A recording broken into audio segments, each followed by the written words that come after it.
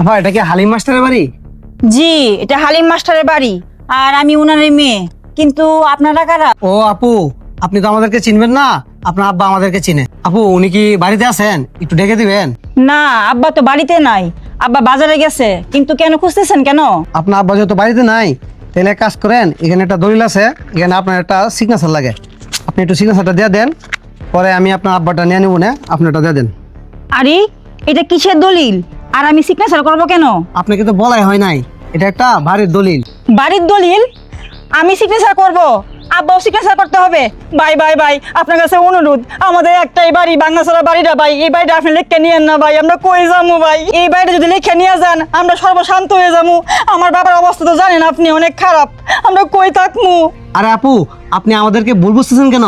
আমি আপনাদের বাড়ি লিখে নিতে আসি নাই, আমরা আপনাদের নামে একটা বাড়ি লিখে দিতে আসছি।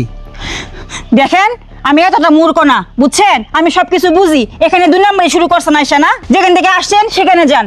এই বাড়ি কি কেউ মাগনা মাগনা দিয়ে দে লেখা? হ্যাঁ, মজা করতেছেন এখানে আমার সাথে? আপু, আপনি আমাদেরকে আবারও ভুল বুঝতেছেন।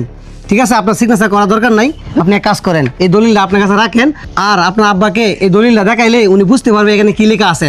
এখন এই দলিলটা আপনি রাখেন, আমরা আসি। ভাই শুনেন। জি আপু।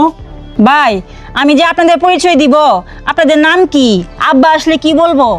বলবেন আমার নাম সুমন, তাহলে উনি আমাদেরকে চিনতে পারবে। আসসালামু আলাইকুম। ওয়ালাইকুম আসসালাম।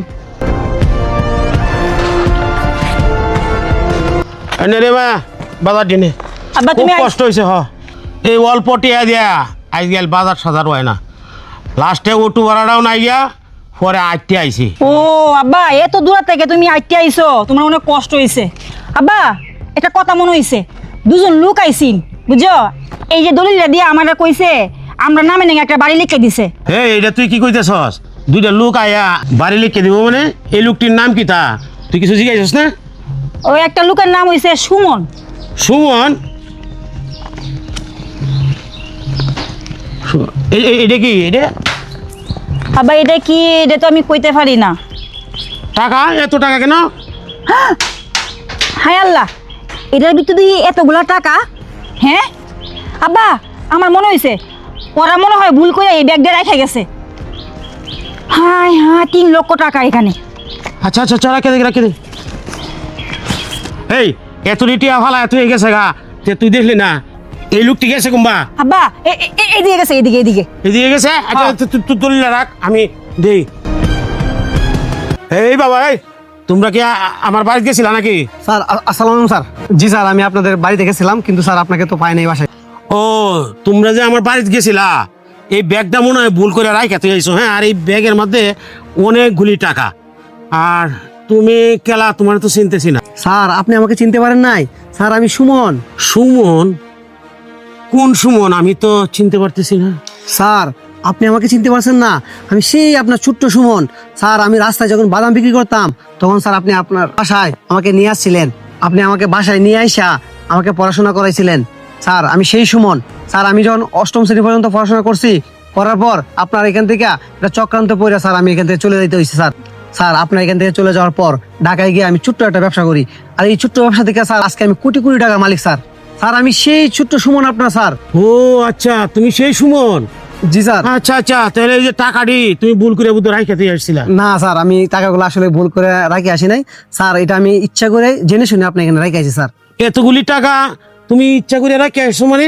এতগুলি টাকা তুমি ইচ্ছা করে রেখে আসছো কেন?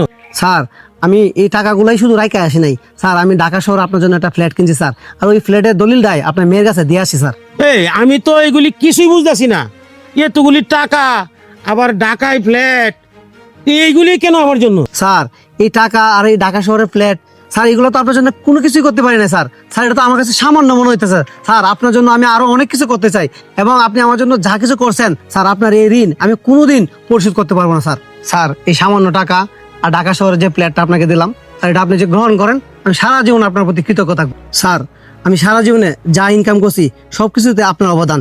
স্যার এই কারণে আপনি আমার এই সামান্য টাকা আর ফ্ল্যাট গ্রহণ করলে আমি নিজেকে ধন্য মনে করব। আচ্ছা ঠিক আছে, তোমরা সব কথা শুনলাম, এখন যাইতে পারবা না, চলো আজকে আমার বাসায় খাওয়া দাওয়া করে পরে যাবা। না স্যার আজকে না স্যার, এটা জরুরি কাজ রেখেছি, আপনি এই টাকা রাখেন, আমি আপনার বাসার যে দলিলটা রাখাইছি ওটা একটা সিগনেচার করে রাখেন, আমি 2-3 দিন পর আইসা ওই দলিলটা নিয়ে যাব, ওই দিন স্যার আপনার বাসায় খাবো স্যার। আচ্ছা ঠিক আছে, তাহলে তোমরা ভালো থাকো। স্যার টাকাগুলো রাখেন, তাহলে আমরা আসি। আসসালামু আলাইকুম স্যার।